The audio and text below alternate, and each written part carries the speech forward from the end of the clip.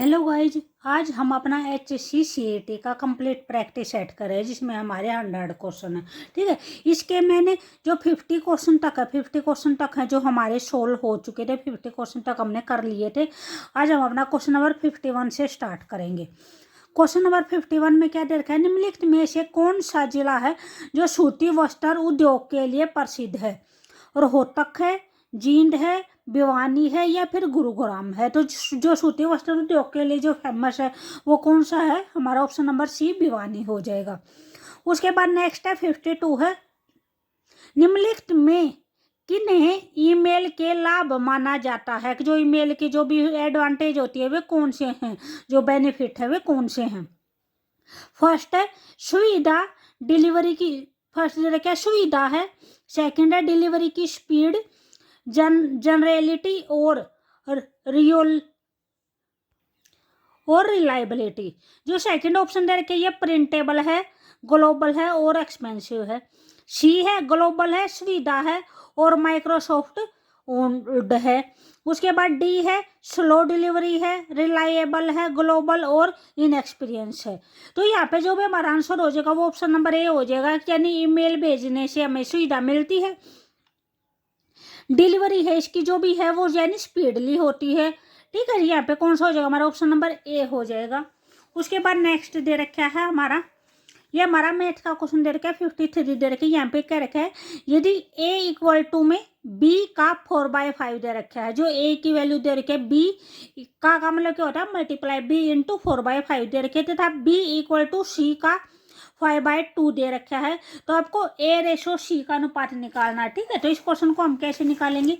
यहाँ पे जो दे रखा है वो दे रखा है a इक्वल टू में b का मतलब क्या होता है, मल्टीप्लाई होता है, और कितना हो जाएगा 4/5 हो जाएगा। उसके बाद हमारी जो b की वैल्यू दे रखे वो क्या दे रखे, c का 5/2 दे रखे। तो का की जगह पे क्या लगा दिया हमने, मल्टीप्लाई लगा दिया। अब ये जस्ट हमें सोल्व करना है। इसमें हम क्या करेंगे, अपनी c की वैल्यू है, c की वैल्यू अगर हम x लेके चल पड़ेंगे, ठीक है, तो ये हमारी जो b होगा वो क्या आ जाएगा, x इंटू 5/2 हो जाएगा। तो ये क्या आ जाएगा, 5/2x हो जाएगा। तो ये हमारी किस चीज की वैल्यू आएगी, b की वैल्यू आएगी। c की वैल्यू हम क्या लेके चले हैं, x लेके चले हैं, तो c की वैल्यू x हो जाएगी, b की वैल्यू ये हो जाएगी। तो हम अपने b की वैल्यू यहाँ पे पुट कर देंगे, तो हमारा a क्या आ जाएगा, b की वैल्यू हमारी कितनी है, 5/2x है, इंटू में कितना है 4/5 है। 5 से 5 कट हो जाएगा, अगर 2 से इसको कट करेंगे तो कितना हो जाएगा, 2 हो जाएगा। तो जो a की वैल्यू आएगी वो क्या आएगी, 2x आएगी। b की वैल्यू हमारी ये आई है और c की वैल्यू हमारी x आई है। इन्होंने क्या पूछ रखा था, a/c का अनुपात पूछ रखा था। तो a/c क्या हो जाएगा, a का 2x है और c का क्या है, x है। तो हमारा x से x कट हो जाएगा, तो कितना हो जाएगा, 2/1 आ जाएगा। a/c है वो हमारा क्या होगा, ऑप्शन नंबर बी हो जाएगा, 2/1 हो जाएगा। ठीक है, उसके बाद हमारा नेक्स्ट क्वेश्चन दे रखा है 54 दे रखे हैं, किसी वस्तु पर निर्माता, जो भी उस वस्तु को बनाता है वो होता है निर्माता, फुटकर विक्रेता से 5% लाभ कमाता है। यानी जो भी उस सामान को आगे बेचेगा, ठीक है, वो क्या होता है, वो फुटकर विक्रेता होता है। तो उससे कितने परसेंट लाभ कमाता है, 5% लाभ कमाता है। तथा उसके बाद जो फुटकर विक्रेता होता है वो जो ग्राहक को बेचता है उस टाइम पे कितना लाभ कमाता है, 8% लाभ कमाता है। यदि ग्राहक ने वो वस्तु इतने रुपए में खरीदी हो तो निर्माता को इस पर कितनी लागत आई, यानी निर्माता ने है वो चीज कितने रुपए में बनाई है। ठीक है, ये निकालना है। तो इस क्वेश्चन को हम कैसे करेंगे, हम ये लेके चलेंगे, अगर जो माना जो निर्माता की जो कॉस्ट है, जो निर्माता ने जो बनाई है वो कितने में बनाई है, x रुपए में बनाई है। तो उसके बाद जो निर्माता ने जो फुटकर विक्रेता को बेचा है उस टाइम पे कितने रुपए का जो फायदा हुआ है, 8% का फायदा हुआ है। तो इसको हम क्या करेंगे, x इंटू में 108/100 आ जाएगा। भी यानी लाभ है तो हम 100 के अंदर ऐड कर देंगे। और जो फुटकर विक्रेता है उसने ग्राहक से कमाते टाइम कितने लाभ का कमाया है, 5% लाभ कमाया है।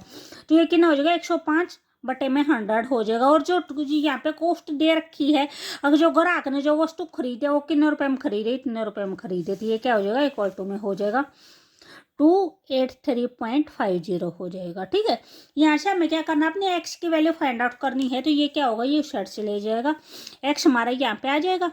ये है 283.50, ठीक है। ये 100 नीचे है उस साइड जाएगा तो क्या हो जाएगा, ऊपर चला जाएगा। तो ये 100 इंटू में क्या हो जाएगा, 100 हो जाएगा। बाय में नीचे हमारा क्या आ जाएगा, 108 आ जाएगा और 105 आ जाएगा।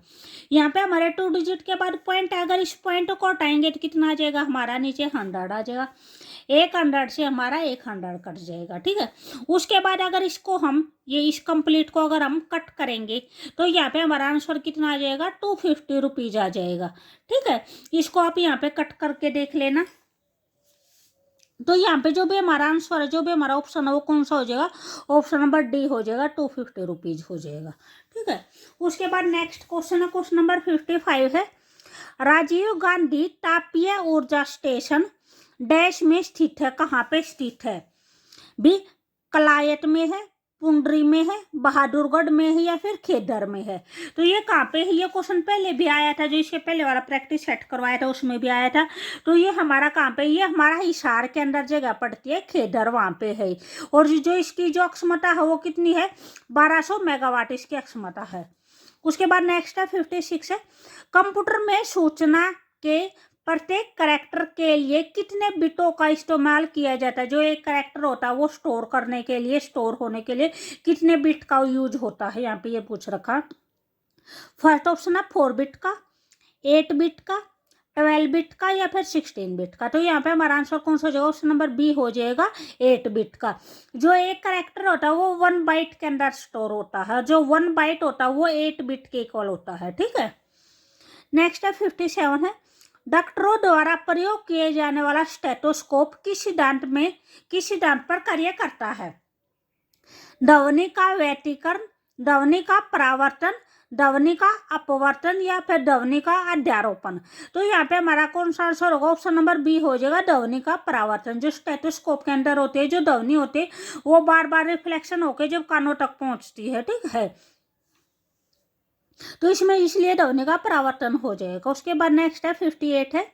हवा सिंह ने वर्ष 1966 और वर्ष 1970 के लगातार एशियन खेलों में स्वर्ण पदक जीता था। तो वे किस खेल से संबंधित है, तो वे किस खेल से संबंधित है, वे हमारी मुक्केबाजी से संबंधित है। और मुक्केबाजी, ये जो हवा सिंह है वे कहाँ से रिलेट है, वे भिवानी से रिलेटेड है। उन्होंने भिवानी में भिवानी बॉक्सिंग क्लब है उसकी भी स्थापना कर रखी है। उसके बाद नेक्स्ट है 59 है। भी अगर आपको वीडियो अच्छी लगे तो प्लीज़ लाइक, शेयर और सब्सक्राइब जरूर करें, ठीक है। और इससे पहले भी मैंने प्रैक्टिस सेट भी करवा रखे और जो प्रीवियस ईयर क्वेश्चन है वे भी करवा रखे। आप एक बार प्लेलिस्ट चेक करके वहाँ से आप ना एक बार वीडियो जरूर देखना, ठीक है। उससे आपकी जो भी तैयारी है वो अच्छी हो जाएगी। प्रीवियस ईयर से थोड़ा सा हमें ये आइडिया हो जाता है, यानी क्वेश्चन है वे जो किस टाइप के आ रहे हैं, किस लेवल के आ रहे हैं।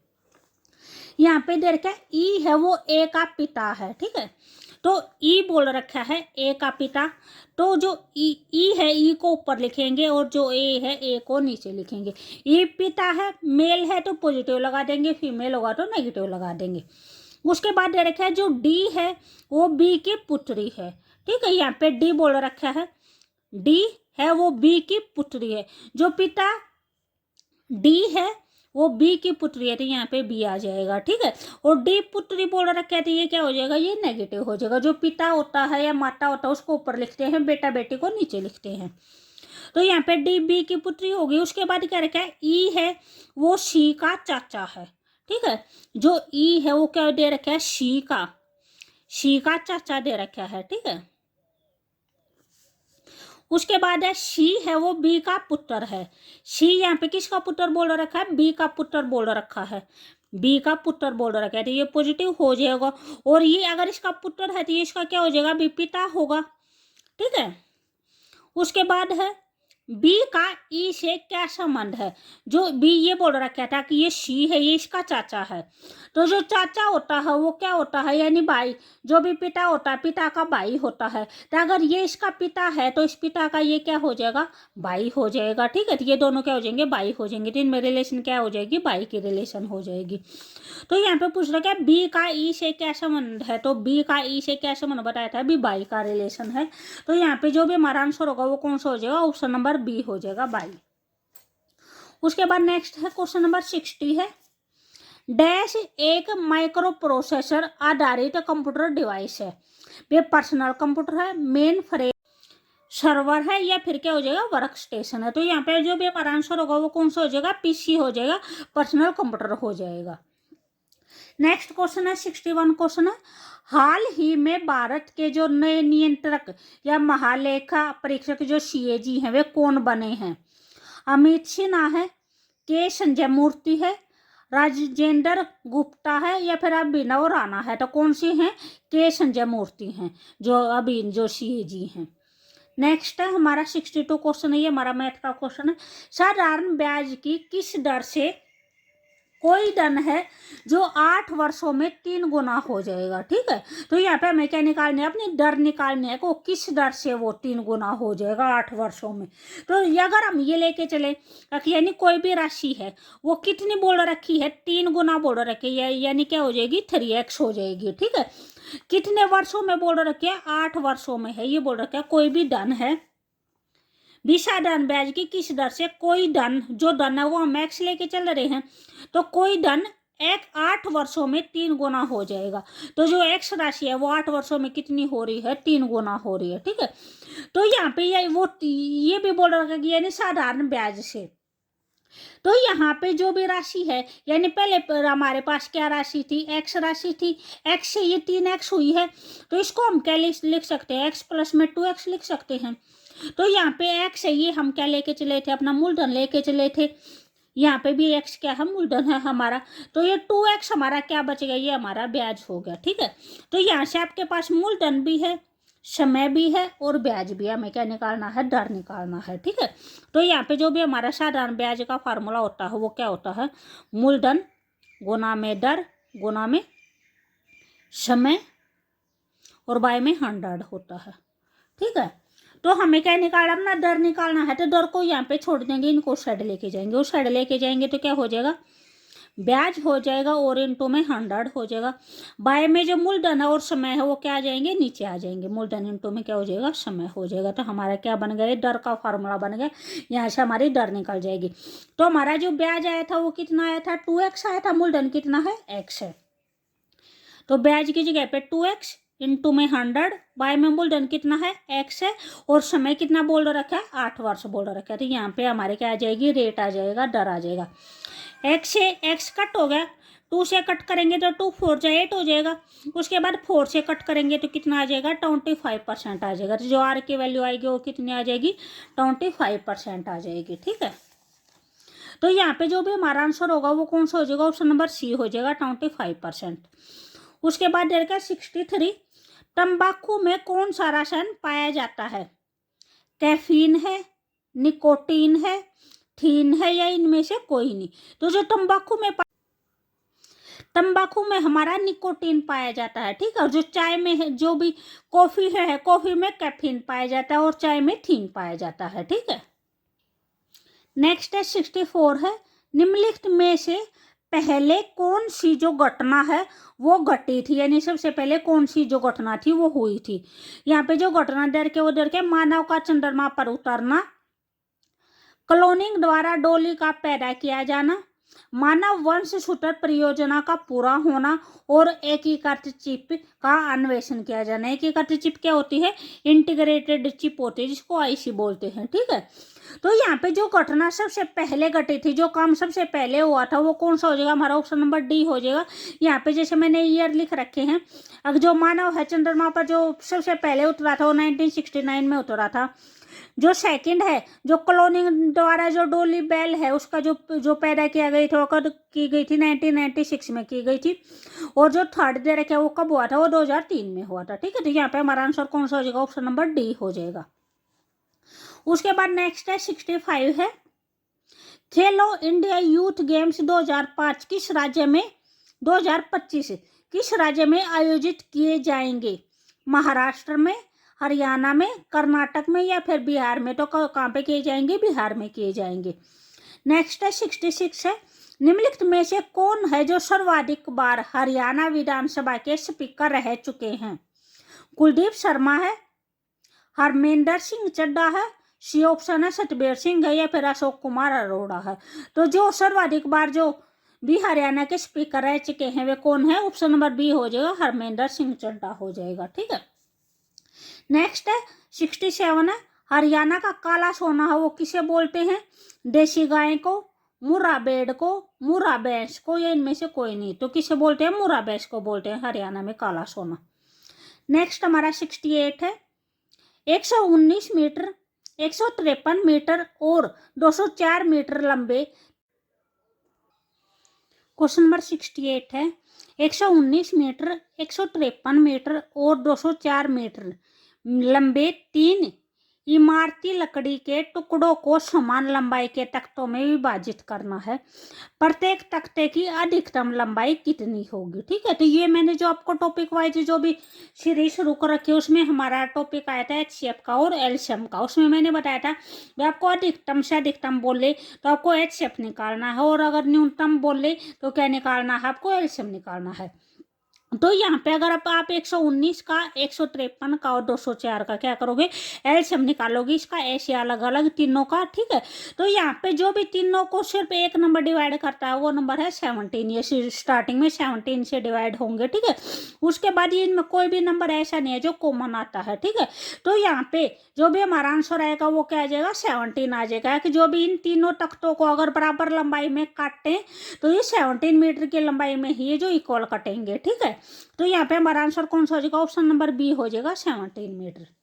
उसके बाद नेक्स्ट है 69 है, Haryana dairy development cooperative federation limited की जो स्थापना है वो किस वर्ष में हुई थी? तो उसकी स्थापना किस वर्ष में हुई थी? हमारा ऑप्शन नंबर सी हो जाएगा, वर्ष 1970 में हुई थी। ठीक है, उसके बाद नेक्स्ट है 70 है, पांडुप्रस्थ निम्नलिखित जिलों में से किसका है जो प्राचीन नाम है? भी सोनीपत का है, कुरुक्षेत्र का है, पानीपत का है, या फिर कैथल का है?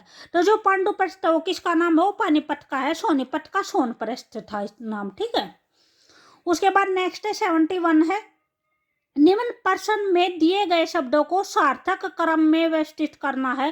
ठीक है, अगर यानी सबसे पहले क्या आएगा उसके बाद क्या आएगा, इनका एक से एक सीरीज होनी चाहिए, एक क्रम होना चाहिए।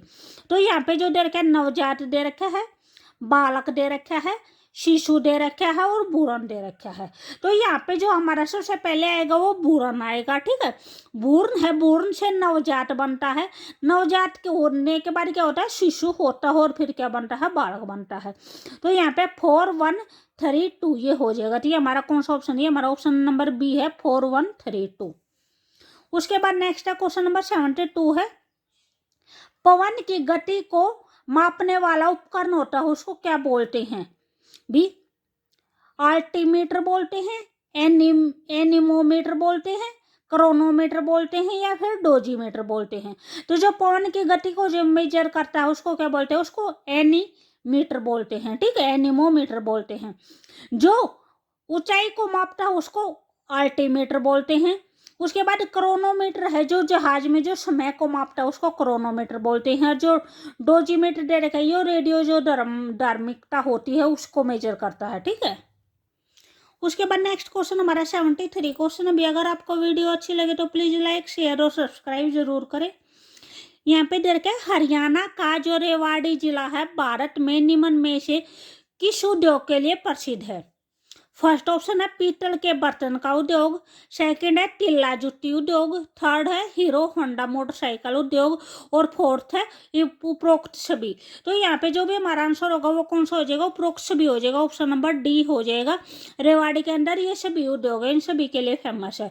जो रेवाड़ी है, रेवाड़ी को हम ब्रोंज सिटी के नाम से भी जानते हैं, पर ब्रोंज सिटी यानी पीतल नगरी के नाम से भी जानते हैं, जो रेवाड़ी का जो दूसरा नाम है। उसके बाद है 74 क्वेश्चन है, हरियाणा की विधानसभा संविधान की डैश अनुसूची में शामिल विषयों पर कानून पारित करती है? 7वीं अनुसूची, 8वीं अनुसूची, 9वीं अनुसूची, या फिर 10वीं अनुसूची? तो यहाँ पे क्या आ जाएगा? ऑप्शन नंबर ए हो जाएगा 7वीं अनुसूची। उसके बाद ये हमारा लास्ट क्वेश्चन है। जो भी नेक्स्ट क्वेश्चन बचे हैं ये हम अपनी नेक्स्ट वाली वीडियो में करेंगे, फिर हमारा ये जो सैंपल पेपर है ये हमारा सैंपल पेपर कंप्लीट हो जाएगा। ठीक है, यहाँ पे दे रखा है 75 है, पहले इलेक्ट्रॉनिक अंकीय कंप्यूटर में क्या था? ठीक है, जो हमारा फर्स्ट जनरेशन के जो कंप्यूटर आते हैं उसमें पूछ रखा है कि क्या यूज करते थे? ट्रांजिस्टर यूज करते थे, वोल्व यूज करते थे, जो वाल्व है वाल्व को हम क्या बोलते हैं, वैक्यूम ट्यूब भी बोलते हैं, ठीक है। करोड़ समर्थी यूज करते थे या फिर अर्धचालक समर्थी यूज करते थे। तो यहाँ पे हमारा आंसर कौन सा हो जाएगा, ऑप्शन नंबर बी हो जाएगा, वैक्यूम ट्यूब यूज करते थे, ठीक है। Okay bye.